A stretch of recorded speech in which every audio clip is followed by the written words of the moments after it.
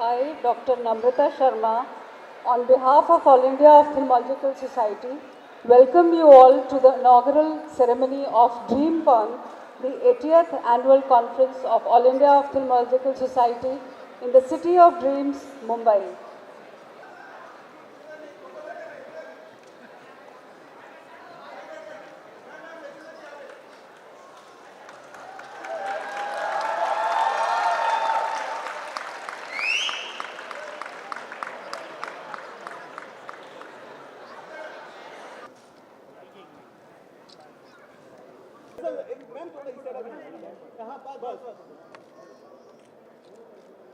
Ma'am यहाँ पे madam middle पे प्लीज मैडम प्लीज मैम यहाँ पे नीचे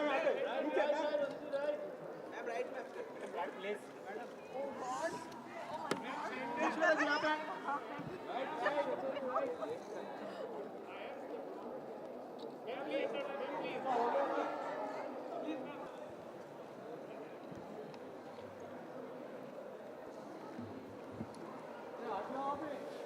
the burden on the overworked office bearers. We should also bring in the required expertise. One such example, the purpose of compliance, taxation and regulation itself.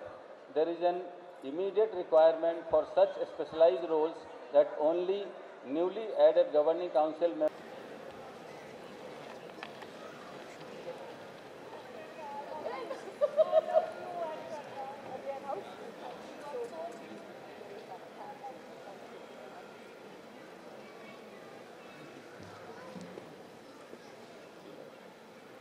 I'll come there and do it with yours.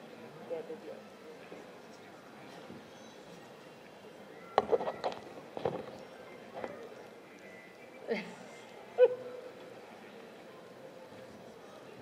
Okay. Namaste and good evening, everybody. Thank you so very much for such a warm welcome today. And Dr. Mehta, thank you. That was just so humbling. I mean, thank you so much for your kind words of appreciation. And I'm truly humbled to be in such esteemed company today. And I would like to pay my respects and gratitude to the esteemed guests on the dais.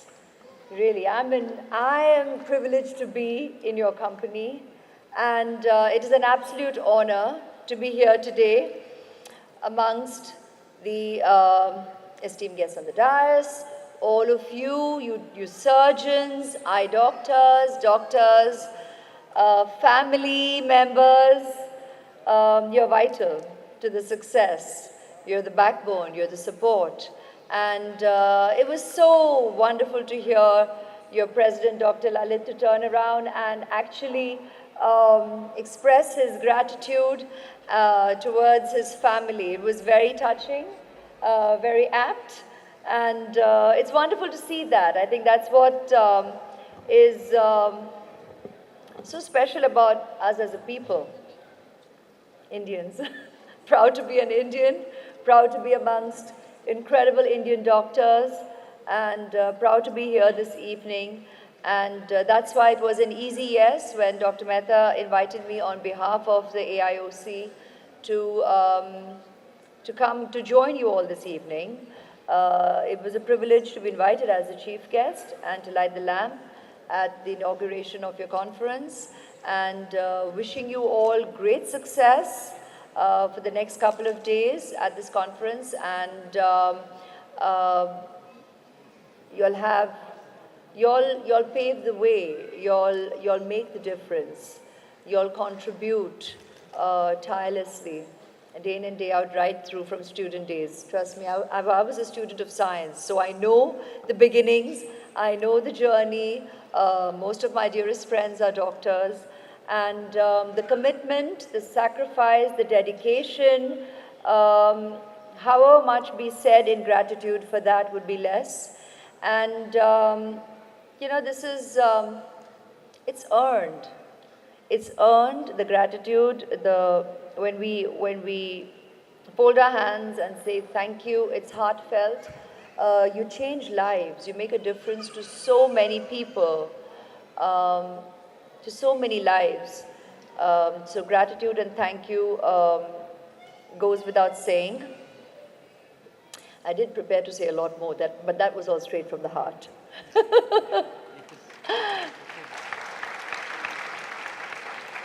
So, apart from congratulating truly each one of you on the dais, each one of you in the audience, for doing what you do as brilliantly and sincerely and keeping the light shining in most people's lives, I would like to say that it is you who has given me and shared facts that regrettably India, the second most populous country in the world, is #1 in terms of blindness. And you've shared with me that according to the latest estimates, an astounding number of almost 12 million people are blind. And 135 million live with vision loss. Now, we're all aware of it, but when you actually read statistics, it's unsettling. But it's all of you, members of the medical community, who assure people that more than 90% of vision loss is either preventable or treatable. The question then arises that what are the reasons that are still causing blindness and visual impairment? Now, I'm no one here to wax eloquent on a subject that is home turf for you all, but on behalf of all of you, let me shed light that it is one of the reasons is cataract, which accounts for 62% of blindness. The lack of early detection after cataract, it's the corneal problems, which are found to be the second most common cause of blindness. And for the reduction in avoidable blindness due to either of these causes, early detection is key. So this needs primary eye care, which is accessible and affordable to all. Keywords. One of the underreported tragedies of our time is that nearly 90% of the blind live in low-income rural areas. The main cause of this, often needless and frequently avoidable blindness, besides cataract, is the lack of glasses in time, which results in 20% of blindness. Now, this is a fact and a statistic that I think most people in regular society would not be aware of unless shared on platforms such as this. Then we have glaucoma, that's retinal blindness, which is the result of diabetes, highly prevalent in our country. Myopia in children is on the rise. And the last 2 years, this immensely trying 2 years that we've all gone through during the lockdown, brought everybody's work and even entertainment online. And that obviously has meant a lot more strain on the delicate eyes of children, which has been detrimental, testing. But I won't limit that just to children. I think we adults also are part of that community who have put our eyes through a lot because, screen time is something that has often been discussed, especially in the world of parenting. But I think it just naturally or unnaturally grew to an extent unheard of, especially in the last 2 years, globally, and that just meant turning to you that much more, and I am sure you all have committed largely just to society's queries, concerns, and have been a huge factor to guiding, aiding, and easing everybody's trepidations in the area. Well, you are the experts in the field, and you tell us that 75% of blindness is avoidable, either by timely surgery or by proper glasses given in time to the people in need. Another major problem is that people in low-income areas need to be taught that vision loss is not normal. It isn't a natural transition of age and time alone. So a lack of awareness that treatment is an option has been shown to be a more common reason for people living needlessly with blindness than the cost.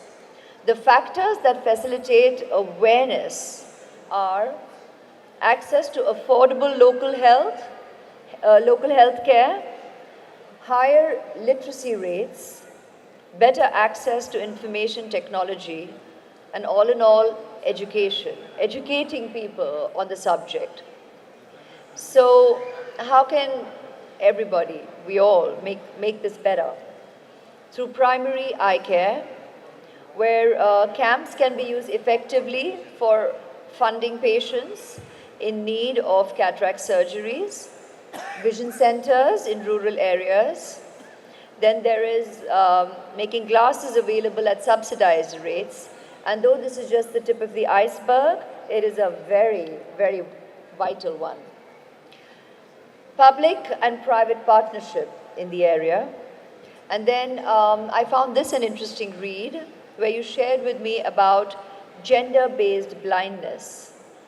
And it was interesting to discover that studies have repeatedly shown that one of the fastest routes to poverty reduction is to empower women.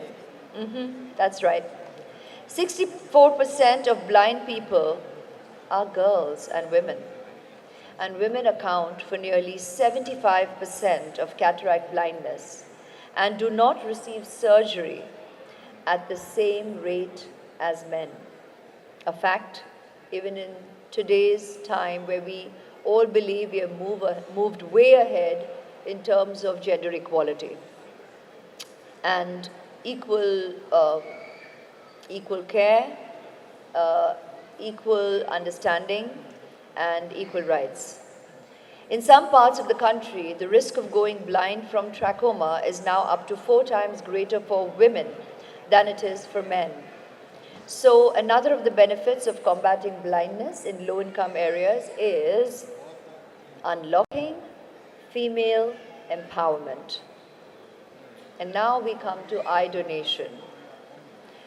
Eye donation in our country is very low, just 40,000 per year, and we all are aware of the population of our country. The gift of vision is by far one of the simplest and immensely effective gift that you can actually give your fellow people, humanity, family members, or society. Make your choice, but it is a gift, it is a selfless gift no less, and by far the simplest act of charity, donation, good karma, take your pick, find your reasons, but I believe eye donation is something that we all can easily pledge to taking a step towards. So do please consider donating your eyes. You can actually pass the torch and light another's life with this very simple gift of vision to anyone out there in need. So I would like to conclude by humbly and in all gratitude thanking you for your immense contribution in society to all our fellow people, and once again a huge round of applause to you and congratulations to you for all your sincere endeavors. So thank you and God bless. So this is for you.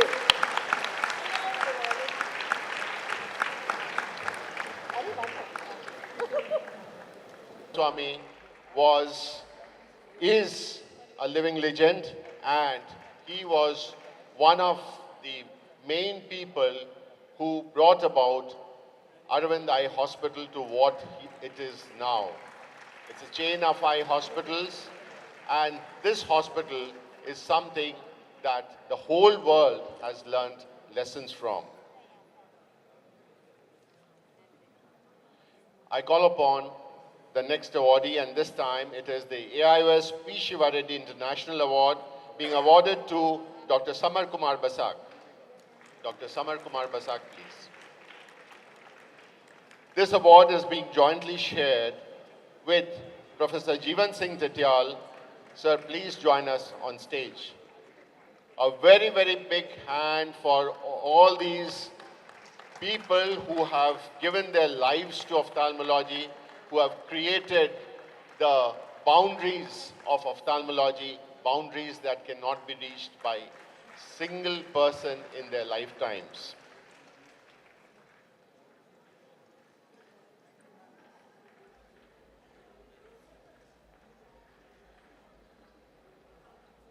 Dr. Samar Basak is director of Disha chain of eye hospitals. Professor Tityal sir is the chief of RP Center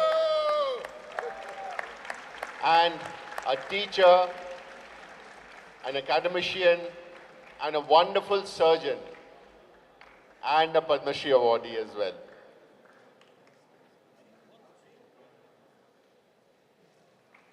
I have great pleasure in announcing the AIOS C.N. Shroff Award to Professor Atul Kumar. Professor Atul Kumar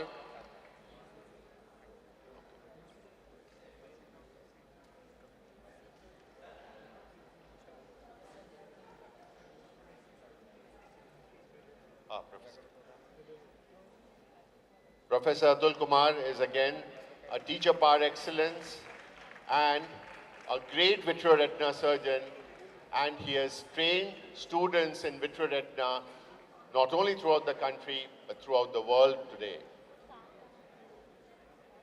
And a Padma Shri awardee.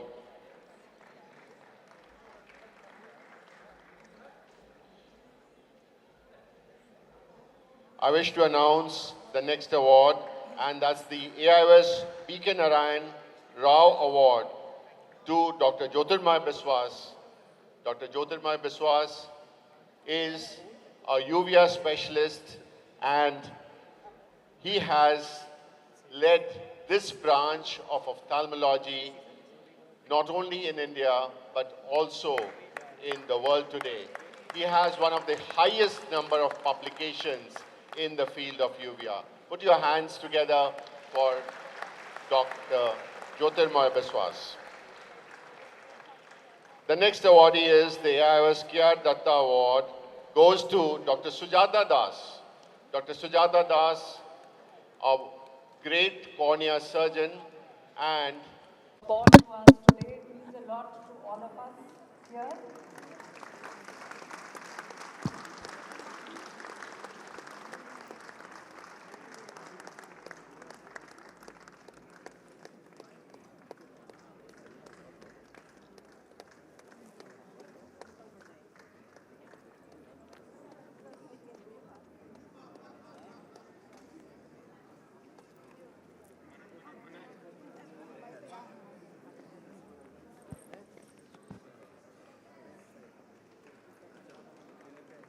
Thank you for coming. Thank you.